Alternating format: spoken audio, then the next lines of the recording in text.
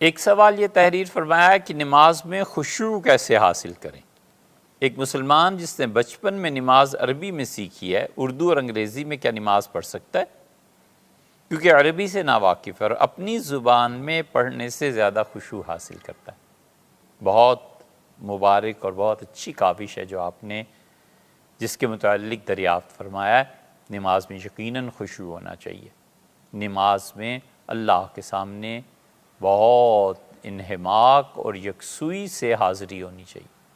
سب سے بڑی چیز یہ ہے کہ آدمی اپنی نماز کو حضرت رسالت مآب صلی اللہ علیہ وسلم کی سنت کے مطابق بنائے۔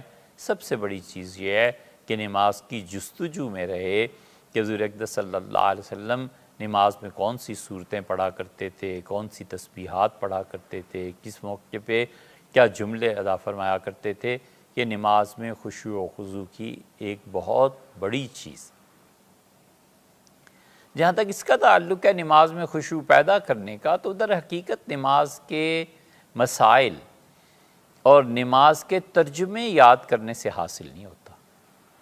نماز میں خشوع و خضوع کی اصل حقیقت بندگی ہے، اپنے آپ کو اللہ کے حضور میں پیش کرنا ہے، اللہ کی محبت، اس کی عظمت کا اعتراف، اس کی بڑائی، اس کی ذات پاک کے سامنے کا استحضار۔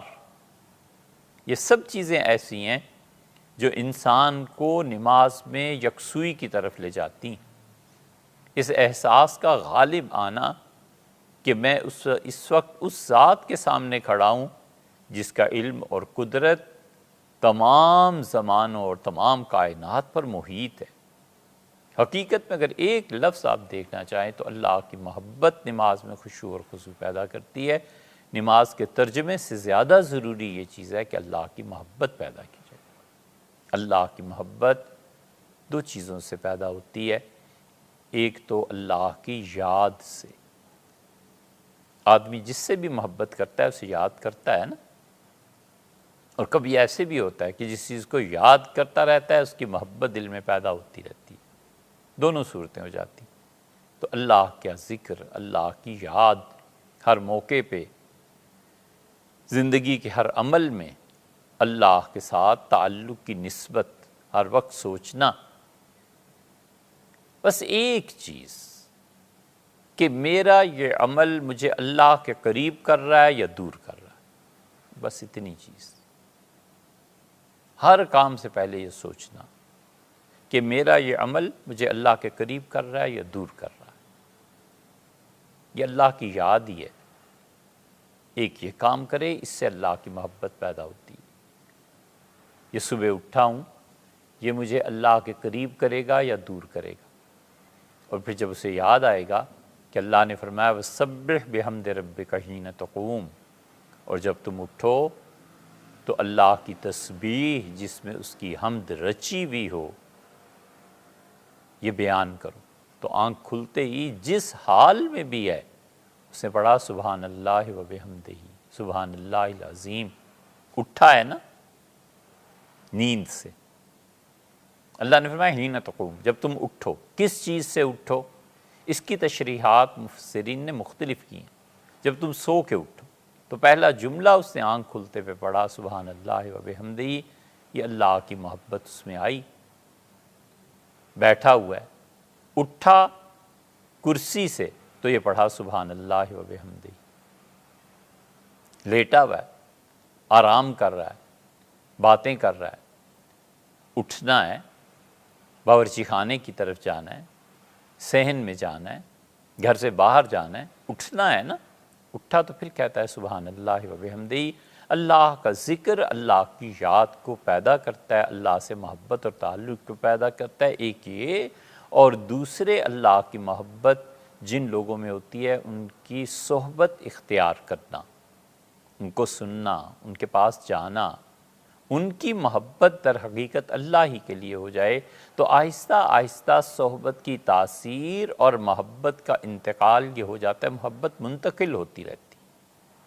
اس لیے ایک آدمی اللہ کے نیک بندوں کی صحبت میں رہے اور نہ رہے، دونوں کا فرق وہ جان لیتا ہے کہ کیا ہے صحبت کی تاثیر پہ اب ہم نے کیا بات کرنی ہے، آپ خود اچھی طرح سمجھتے ہوں گے۔ یہ دو چیزیں اگر کسی انسان میں پائی جائیں، اللہ کی یاد اور اللہ کے اچھے بندوں کی صحبت، کبھی نہ کبھی خدا کی محبت ضرور پیدا ہوگی، اور وہ محبت نماز میں خشیت کو پیدا کرے گی، وہ محبت نماز میں خشوع اور خضوع کو پیدا کرے گی۔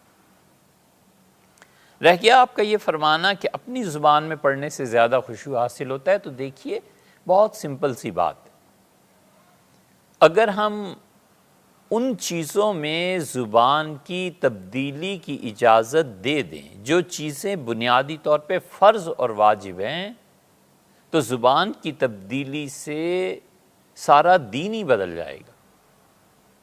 مثلاً بسم اللہ الرحمن الرحیم شروع کرتا ہوں اللہ تعالیٰ کے نام سے جو بہت مہربان اور نہایت رحم فرمانے والا ہے۔ اب اگر ہم کسی انسان کو یہ کہیں کہ نماز میں یہ پڑھ لیا کرو، تو بنیادی تبدیلی قرآن پاک کی ایک آیت میں آ گئی، قرآن سارا وہ ترجمہ پڑھتا رہے۔ تو جب بنیادی زبان تبدیل ہو گئی تو یہ ترجمہ اردو میں ہو گیا، اب اردو سے آپ اسے انگلش میں کر لیں گے، انگلش سے فرینچ میں چلا جائے گا، تو اصل زبان میں کیا لفظ تھا اور ترجمہ ہوتے ہوتے کہاں سے کہاں بات پہنچ گئی۔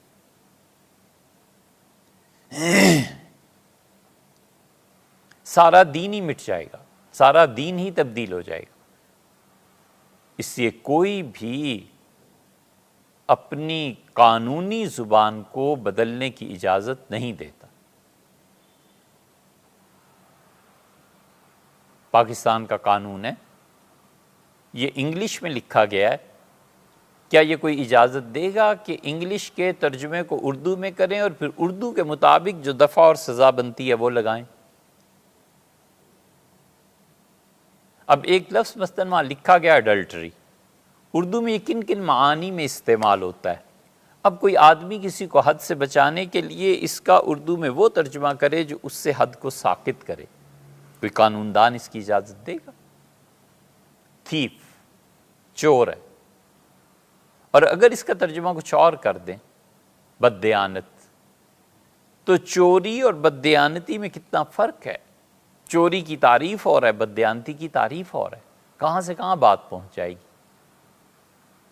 یہ وہ بنیادی غلطی تھی جو عیسائیت اور یہودیت میں ہوئی کہ انہوں نے مذہب کی ان چیزوں کو جو فرض اور واجب کے درجے میں تھیں ان کو تبدیل کرنے کی اجازت دے دی، تو زبان کی تبدیلی سے ان کے سارے نظاموں پہ فرق پڑا، نہ عبادت ہو رہی، نہ معاشرت ہو رہی، نہ معاملات ہو رہے، نہ اخلاقیات کے اعتبار سے مذہب کی روح سے جو چیزیں بنتی تھی وہ رہی، سب تبدیلی ہو گئی۔ اس لیے اس کی اجازت نہیں دی جا سکتی۔ اسی لیے حنفی فقہا کے نزدیک جمعے کا جو خطبہ ہے نا، یہ واجب ہے، ضروری ہے۔ وہ کہتے ہیں یہ ضروری ہے اور عربی میں ضروری ہے، ہم اس کی تبدیل کرنے کی اجازت نہیں دیتے۔ نماز خود قرآن کریم یہ عربی میں۔ اور آخری بات آپ سے عرض کریں، ممکن ہے ناگوار گزرے لیکن ذرا دیر کے لیے اسے برداشت کرنا چاہیے۔ اب مسلمان ایسے نالائق ہو گئے ہیں کہ ایک مقام اور مرتبہ جو اللہ نے رکھا ہے علم کا، بجائے اس کے کہ اوپر کی طرف اٹھیں نیچے کی دعوت دیتے ہیں، نیچے کی طرف کھینچتے ہیں، بجائے اس کے کہ اپنی استعداد کو بڑھا کر عربیت کو سیکھیں، عربی زبان کو سیکھیں اور اپنے اسلاف کی کتابیں پڑھیں، کتاب و سنت کو دیکھیں، فقہ کی کتابوں کو دیکھیں۔ اپنے عربی نہ پڑھنے کی نالائکی کو تبدیل کرنا چاہتے ہیں کہ اس کو ٹرانسلیٹ کر دیجئے، اس کو ٹرانسلیٹ کر دیجئے۔ بھی آپ نے عربی کیوں نہیں پڑھی؟ آپ نے کیوں نہیں وقت نکالا اسے پڑھنے؟ آپ عربی کہتے ہیں۔ آپ ہم سے پوچھئے کہ فارسی جو بر صغیر میں اب تک رائج رہی ہے، اب تک بڈھے وہ مل جاتے ہیں 60 سال 70 سال کے، جنہوں نے کہا ہم نے اپنی دادی سے فارسی پڑھی تھی، ہمارے دادا فارسی میں ایسے بات کیا کرتے تھے۔ ابھی تک یہ آخری نسل ہے، بس اس کے بعد ختم ہو جائے گا معاملہ، اب تک وہ ملتے ہیں۔ اس فارسی کو چھوڑ دینے سے ہم بر صغیر کے لوگ اپنے آباء و اجداد کی کوئی 1200 سال کی تاریخ کچھ نہیں جانتے۔ آپ کیا سمجھتے ہیں فارسی نہ پڑھی ہو تو اقبال سمجھ میں آ سکتے ہیں؟ آپ کیا سمجھتے ہیں فارسی اگر بچوں نے نہیں پڑھی تو یہ غالب کو کبھی سمجھ سکتے ہیں؟ غالب جتنا اردو میں نظر آتے ہیں نا، غالب اس سے 100 گنا زیادہ فارسی میں ہے۔ وہ تو اللہ نے احسان فرمایا، مہربانی ہوئی کہ مرزا غالب اردو میں آ گئے۔ وہ تو اردو میں آنا ہی نہیں چاہتے تھے، وہ تو بیدل کی تحریر، بیدل کے طرز پہ چلنا چاہتے تھے۔ بیدل جیسا فلسفی اور صوفی دوسرا کون پیدا ہوا ہے امت میں؟ اتنے بلند اشعار ہیں اس کے کہ سمجھ میں آنے بسا اوقات دشوار ہو جاتے ہیں کہ آخر وہ کہنا کیا چاہتا ہے۔ وہ فارسی نہ آتی ہو تو کیا پتہ ہے، آپ کہیں سرے سے شاعری اور ادب ہی ضروری نہیں ہے اور صرف وہ علوم ضروری ہیں جو سائنٹیفک ہیں، تو پھر سائنٹیفک علوم محض پڑھ لینے سے اللہ کے سامنے رونا، اپنے بھائیوں کی محبت، دعا میں آہوزاری اور انسانی جذبات، ایک دوسرے کا احترام اور منزلت اور قدر ایک دوسرے کی، یہ بھی نہیں پھر آتا۔ انسان کا دل ان جذبات سے عاری ہو جاتا ہے جن جذبات کی بنا پر اسے زندگی میں اقدار، رنگوں، حسن، ان سب چیزوں سے محبت یا نفرت پیدا ہوتی ہے۔ ہم جن محبتوں اور نفرتوں کے ساتھ جیتے ہیں اور زندگی خوبصورتی سے گزرتی ہے، یہ سب اس ادب، شاعری، تاریخ اور انہی چیزوں کے اثرات ہیں جو انسانی طبیعت کی طرف لوٹ کے آتے ہیں۔ اگر کہیں اسی کی ضرورت نہیں ہے تو پھر آپ کی مرضی۔ ہم خود اپنا درجہ کیوں نہیں بلند کرتے؟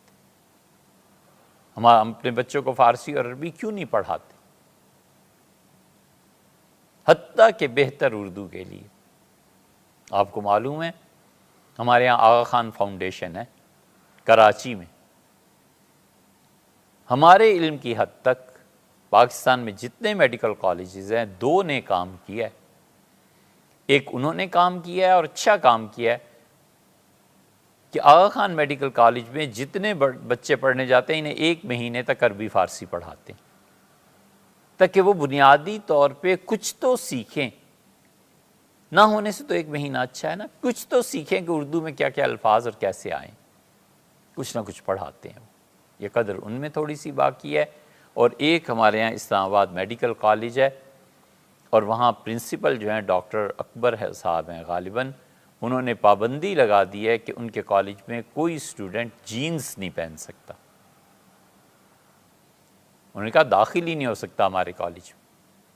انہوں نے پابندی اس لیے لگائی ہے کہ ان کا تجربہ یہ ہے کہ عام طور پہ جو بچے جینز پہنتے ہیں نا، یہ کوئی اچھے بہتر ڈاکٹر نہیں بنتے۔ یہ ان کا تجربہ ہے، انہوں نے اپنی بنیاد پہ، لیکن کم سے کم جینز پہننے والے بڑے اچھے ڈاکٹر بھی بنے، ٹاپ بھی کریں۔ ہم اس پہ بحث نہیں کر رہے، لیکن ہم کہتے ہیں کہ ایک آدمی میں جذبہ تو موجود ہے نا کہ ان کے نزدیک قوم بے راہ روی کی طرف جا رہی ہے اور بچوں پہ پابندی لگانا اس بے راہ روی میں ضروری ہے۔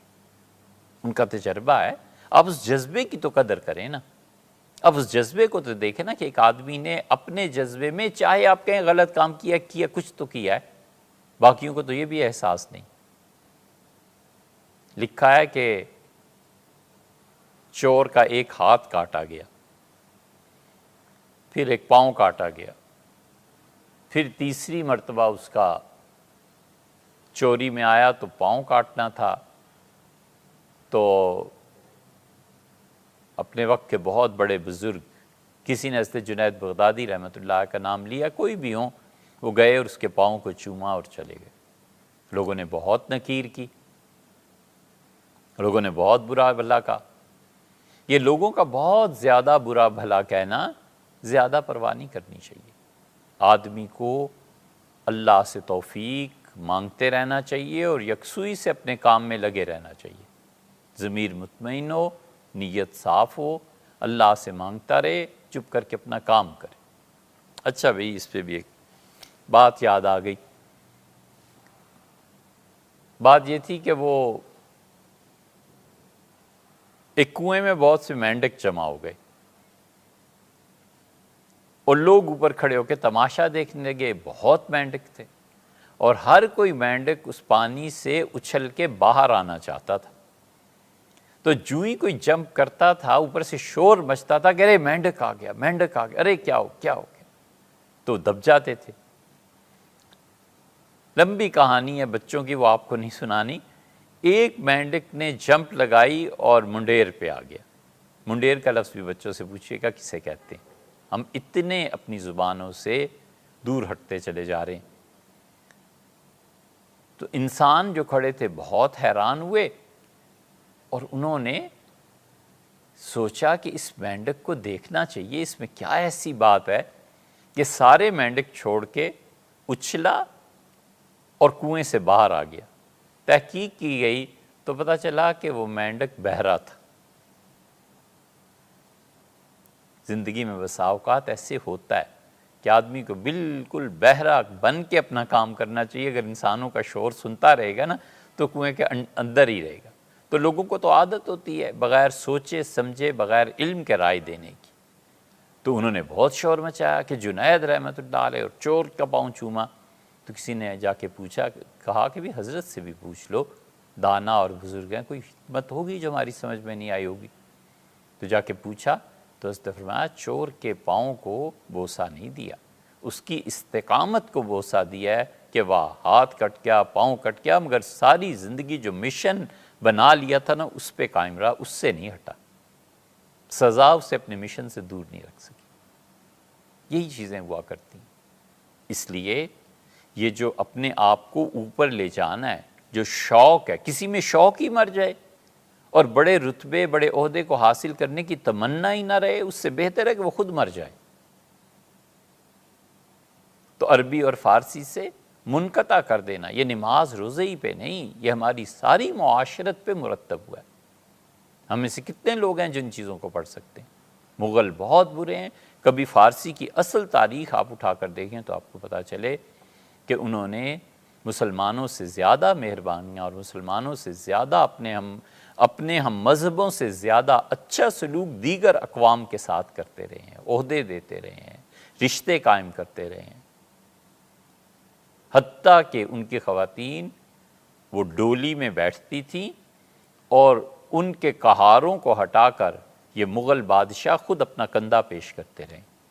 یہ تعلق اور محبت ہندوستان میں تھا کیا؟ یہ سب کچھ تھا نا۔ ہم نے فارسی ہی نہیں کھوئی، ہم نے بہت کچھ اپنا سرمایہ تاریخ کا کھو دیا۔ اس لیے آپ کہتے ہیں کہ عربی سے ناواقف ہے تو عربی سے واقفیت حاصل کرنی چاہیے۔